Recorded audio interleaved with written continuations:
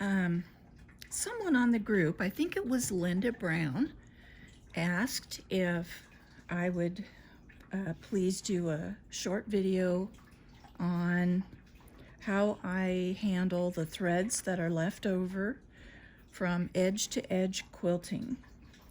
And I just use an embroidery type hand sewing needle with a, I don't know, a fairly large eye. Some of them are bigger than others.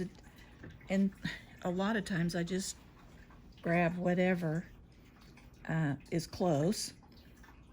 So what I typically do, most of the threads on this quilt are on top. Sometimes most of them are on the bottom. It just it depends on whether I've quilted the the quilt from the top or the bottom, and how I've trimmed the threads. And sometimes when I'm done with each hooping and I cut my threads, I always turn my thread cutter completely off. I gotta get a square edge here. And turn my thread cutter completely off. Then I cut the threads whatever length that I want them. And so this thread here is cut. This is my bobbin thread. So I'm just going to take it through to the top of the quilt. And I'm going to take it right where those top threads are so that it's not going to show too much, because it's kind of a pink color.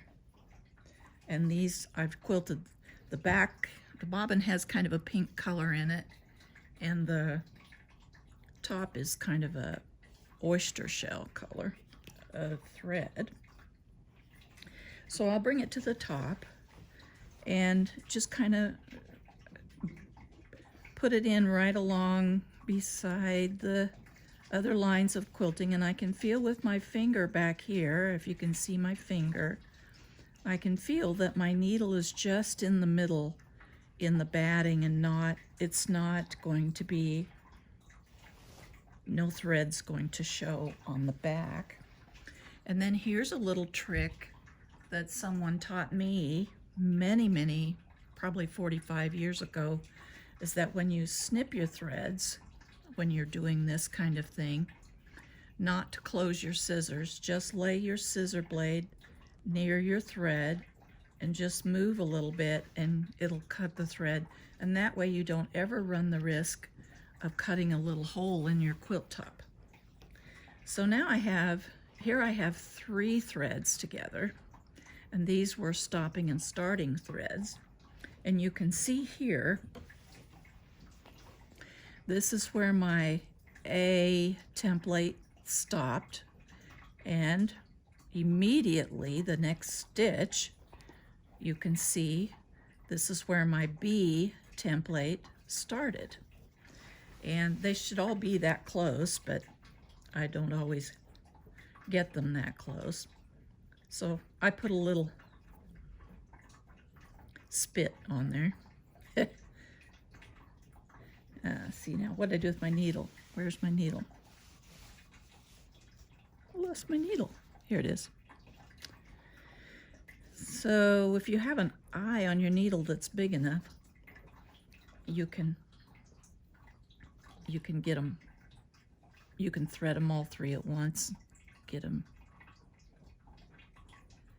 threaded, and then I'll bury all 3 of these at the same time too. And just like before, my needle, see my needle coming up there, my needle is just between the layers and in the batting, and not, I can even go between stitches here. It's not coming out on the back side. And so now I'll put my needle where I can find it and trim.